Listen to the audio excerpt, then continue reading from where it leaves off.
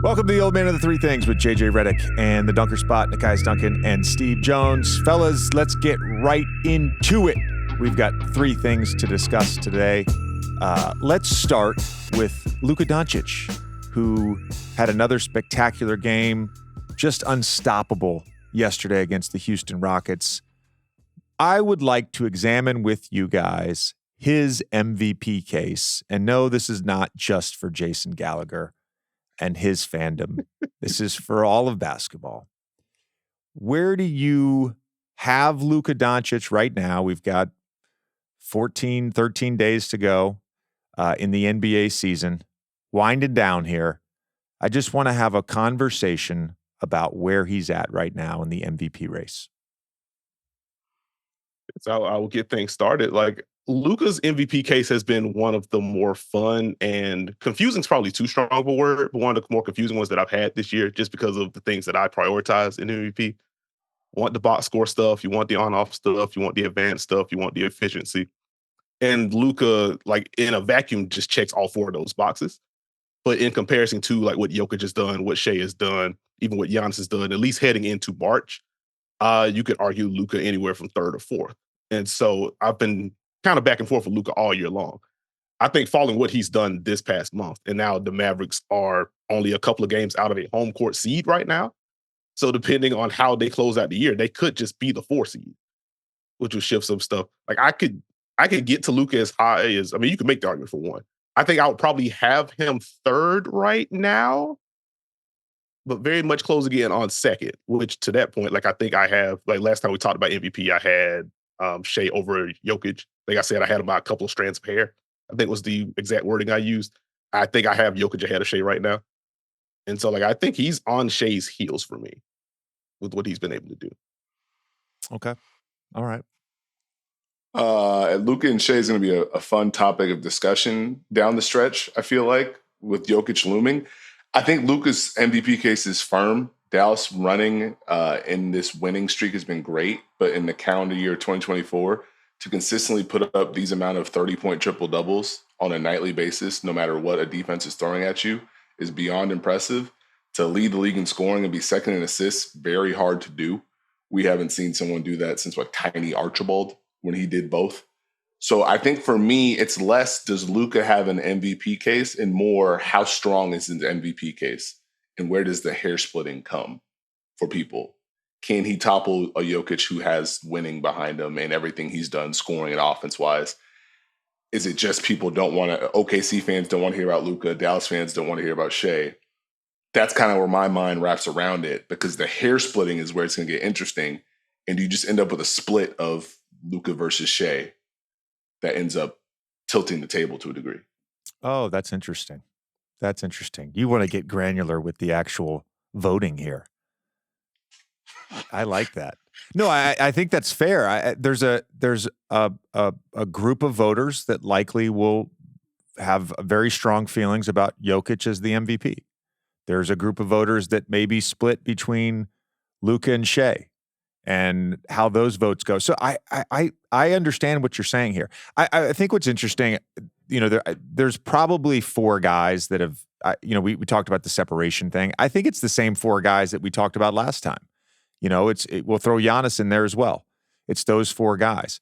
Jalen Brunson, by the way, let's give him some MVP love. Can we just give Jalen Brunson some MVP love? Like, what he's done for these Knicks. We'll get more on this in a second in one of our other topics, but the fact that they've had the injuries they've had, we talked last week with Legler about how some of their players have been a little overextended in their roles, and yet they've been right in the mix for that 3rd spot in the East, and it's because of Jalen Brunson and Josh Hart, Miles McBride, Isaiah Hartenstein, DiVincenzo. I get it. We all need our Batmans and Alfreds.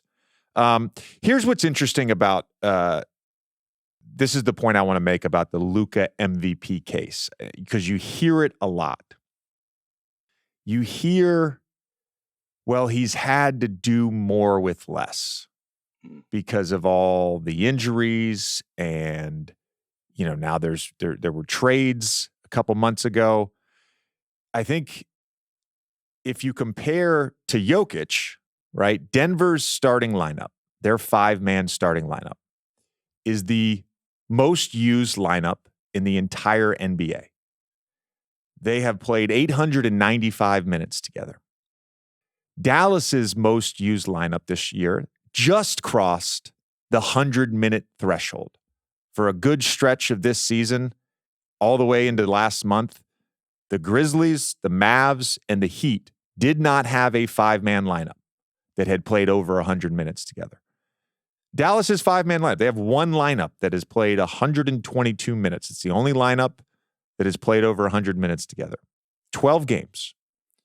And that lineup has both PJ Washington and Daniel Gafford, the two additions through the trade. And the other two guys are obviously Kyrie Irving and Derrick Jones Jr. The question is, because I think you could make the argument, well, that certainly helps Doncic's case, that he's had all these different lineups, he's had these injuries, and yet he's gone out and performed and he's kept Dallas in the hunt. And I agree with that. It doesn't mean that we have to penalize other players because they have had health and because they have had continuity. It doesn't mean that. It also is part of an NBA season. It's part of an NBA season that there are going to be injuries. There are going to be some teams that don't have continuity. We see that every year. So does it help him that much in this argument? I don't know. It certainly is not a negative for him, but I don't know how much it helps. Because, again, to me, this is going into the narrative talk. And I don't like to make votes based on narrative. I like to ask the simple question, who is the most valuable player in the NBA this season? And to answer that, you have to look at the NBA, not who you stand for. It's the NBA. What is the story of the regular season? What is the story of the regular season? And that's the question I have to ask when I make votes. And it's going to be hard. It's going to be hard between Jokic, Shea, Luka, Giannis. It's going to be hard, for sure. But I just don't like this, like, he's had to do more with less, and that's why he's the MVP. Luka, if he had a full lineup the full season, is going to do the same exact thing. If you want to vote for Luka as the MVP, do it because he's fucking awesome. And that's what I think. Sorry, I know it's Monday. Yes, we got a rant. Two, this sounds like the very loud, just make your case for your person. Yes. That I would like to continue to permeate through the culture. So yes. Can I annoy JJ very quickly? Yes, I want you to annoy. I want you to annoy me. Because I think to the narrative point, like as I was just looking up stuff this morning to have for the Luka segment, like I thought back to, again, the Mavericks have gotten up to 5th at this point, but they have kind of been in that 5 to like 8, 9 range for most of the year because of the injuries and things like that. And so my mind immediately went to, okay, how does the Luka season compare to Jokic a couple of years ago and the Russ MVP year as they won with lower seeds? And so, like, just looking at, the box score production, I think kind of speaks for itself when it comes to what Luka's doing. Obviously, Russ had a triple-double year. Jokic, I think, 27, 14, and 8 or somewhere around that range. Luka is, again, we talked about March, he's coming off of averaging a 32-point triple-double this month. But going to the season-wide stuff, the Mavericks are 42-23 in the games that Luka has played, so they've won roughly 65% of games that Luka's played in this year. Jokic had a 62.2 win rate in the 21-22 season. Russ was around 57%. You look at the on-off differential, like that's where Jokic and Russ are ahead because their teams just died when they were off the floor. And that hasn't been the case to Luka, to the degree with Luka. But if you just look at just the pure on-court numbers, a plus 3.9 with Russ on the floor, a plus 5.1 with Luka on the floor, plus 9 with Jokic on the floor. So like Jokic would still win out, but it's a lot closer. And so if you are going to build the narrative case around Luka and having to carry more, like it is comparable to those two MVP cases. And then you look at just the box score numbers that Luka has this year. As a guy that's had Shea ahead, like Luka's had the box score stuff all year long. Like, it's hard to sneeze at 34, 9, and 10. You can't sneeze at it. I've tried. You can't. Like, you can't do this. You can't like, sneeze it. You can't sneeze it at Giannis 30, 10, and 5 over 60% from the field. No player's ever done that. Yeah. Can't sneeze at that. Can't sneeze at the box score stuff. But Nekias, that's what I want to say in rebuttal to you. And again, I'm not making a case for anyone right now. I'm just having a discussion. It's important to note, and it's important to note, there is a narrative in MVP. And I recognize that. So in 16-17, when Russ wins, right, number one, he has an historic season. Number two, the team outperforms expectations. And number three, there's no way in fuck they're giving it to Steph Curry or Kevin Durant, despite how good that team was. Right? So it does factor in. So I think in that case, yeah, the narrative factors in. Certainly, Jokic's year where they outperformed expectations when Murray and Porter were hurt, like that's another example. I think this is where Luka's case is building, because there were, I think, expectations going back to last year, coming off of Western Conference Finals, and then they make the trade, they don't make the playoffs. You come into this year, they've got the free agent acquisitions, they draft Derek Lively, and for a player of Luka's caliber, there's always going to be expectations for his team, right? This is where his case is building because they've fucking won games, and they're, as you said, they're up to 5th place. I think the strongest case I can make. Well, and last point. So the reason I want to bring that up is because, and I had this last year as well.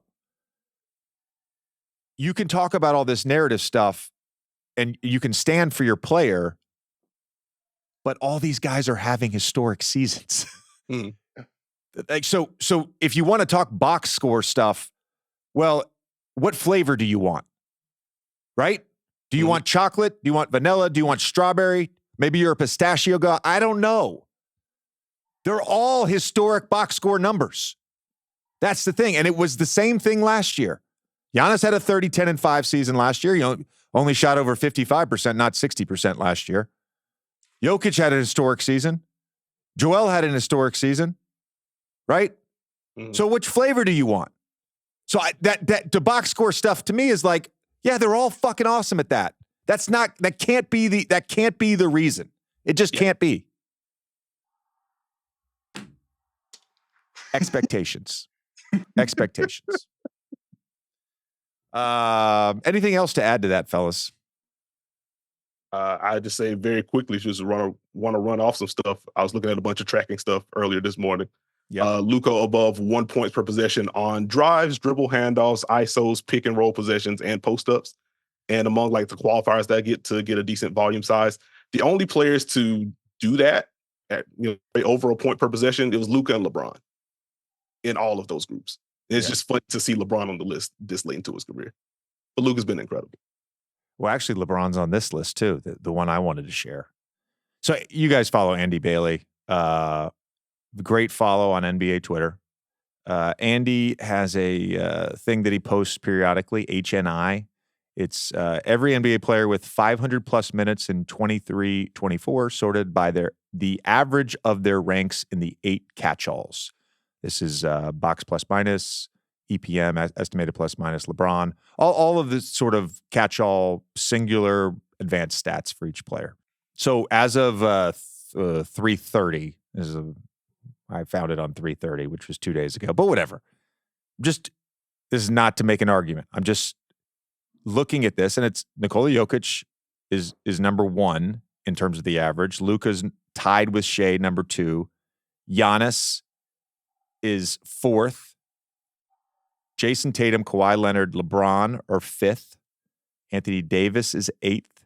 Jalen Brunson is 9th. Tyrese Halliburton is 10th. And it's interesting because it's like, well, I mean, at any point in time throughout, and by the way, Joel Embiid is 11th.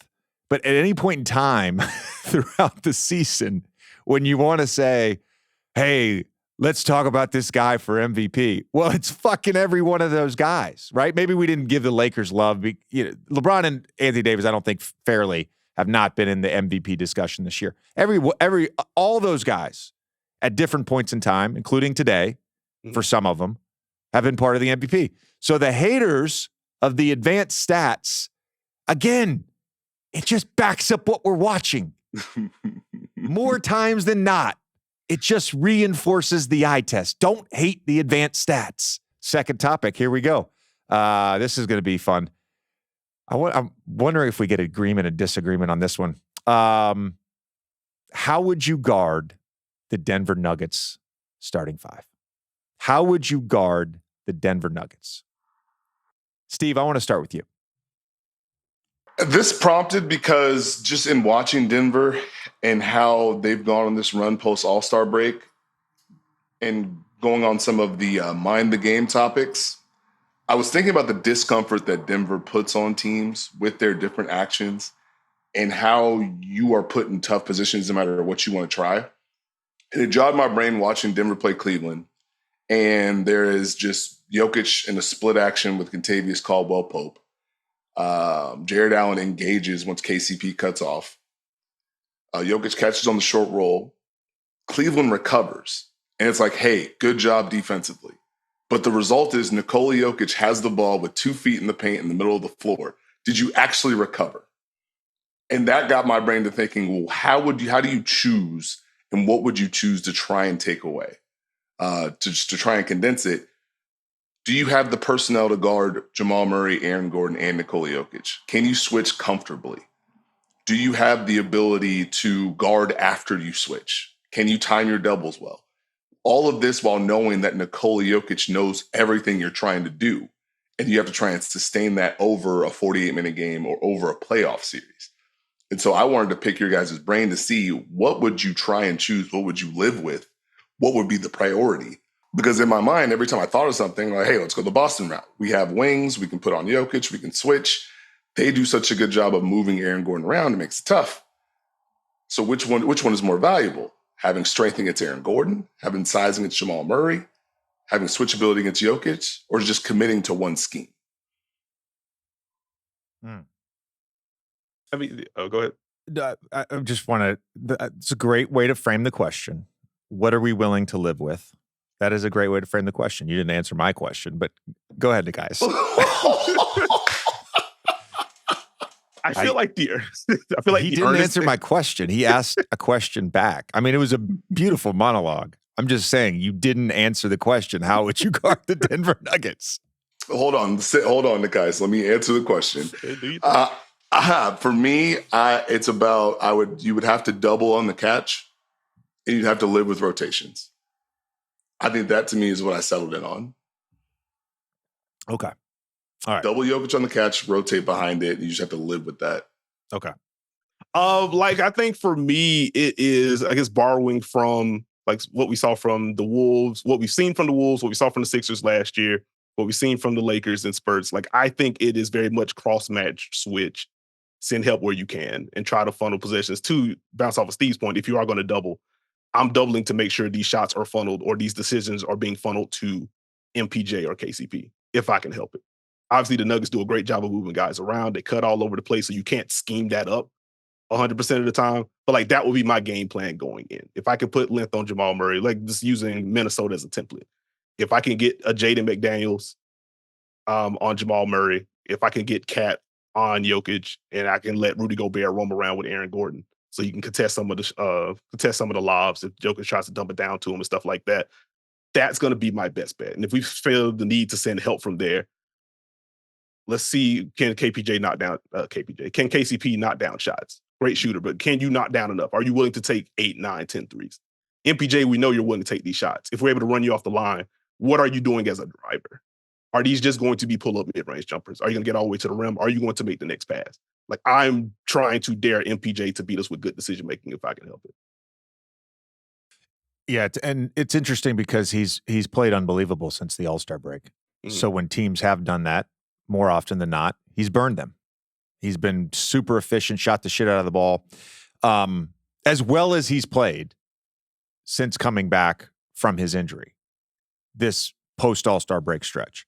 You know, I think there's a there was a thought. I don't think this is like now a real thought. There was a thought that, well, you could just make Jokic a scorer, right? And the problem with that is that he is one of the most efficient scorers in the NBA. So that's fine. You can make him a scorer and say, we're not going to let Jokic get his 9-10 assists. Okay, but he's still points per possession wise going to give you good offense. So I don't love that solution. And the other problem is at any point in time, the first thing Steve brought up was Jokic at the high post, Jokic at the elbow, Jokic at the top of the key. They're just good in their off-ball movement. So it's some variation of delay or 5 out is what it is. And there'll be more on this on Wednesday on Mind the Game, by the way. They get into their two-man splits on either side. Sometimes Gordon's down in the dunker to start, so it's one-sided two-man splits. And they're just very intuitive in their reads. And they always end up creating an advantage, I think is the best way to describe it. They create an advantage. So I don't think making him a scorer and saying we're not going to double Jokic is the answer. And by the way, I don't think there's a good answer to this. But I'll tell you what Steve said is where I'd live. I think you have to be comfortable being in rotation against this team. I also think you have to sell out to Aaron Gordon. So the cross matching, as you brought up, Nekias, if you have the personnel and you can if you can put size on Murray and size on Jokic, in some ways, when I was thinking about it this morning, in some ways, and again, I'm not making in some ways, it reminds me of like Dirk versus the Golden State Warriors in 2007. Is like, we're going to put big wings on Murray. We're going to put and again, you got to have the personnel to do this. You got to put big wings on Murray. You got to put a big wing like a Jaylen Brown on Nikola Jokic. And then you're switching all that two-man action. And then once it gets down to Jokic, you are selling out in rotation. You have to be comfortable in that world. I like putting size on Aaron Gordon. They're just too good if you don't. They're too good. He's going to punish smaller players. Jokic is going to find him. He's going to draw fouls. They're going to get to the free throw line. Where does Denver want to score? They want to score in the paint and the mid-range. So, look, they're a good shooting team. I'm not saying they're not a good shooting team. They're not a high-volume shooting team. They're 28th in the league in made three-pointers. They're 30th in the league in three-point attempts. At some point, you have to say, what are we willing to live with? Three-pointers. We're willing, and you fucking, hey, hopefully it's one of those nights. Because the other side of it is, you play traditional defense against this team. We're going to be in drop, and we're going to chase Murray over the top, and we're going to double on the dribble, and we're going to match up, like size. Guess what? It doesn't work. It doesn't work. And I'm not saying my plan would work. I'm not saying that at all. I'm just saying the idea of being comfortable in rotation. And I think it was Steve that said Michael Porter Jr., KCP at the end of a clock, out of rotation, being the decision makers. That's probably your best bet. Yeah, the shot profile point was the one I was about to hop on until you got it in. This is why you are the professional. Sorry, I stole it. Oh no, you're good. Nuggets only have 6 games taking 40 or more threes in a game. They're 2-4 in those games.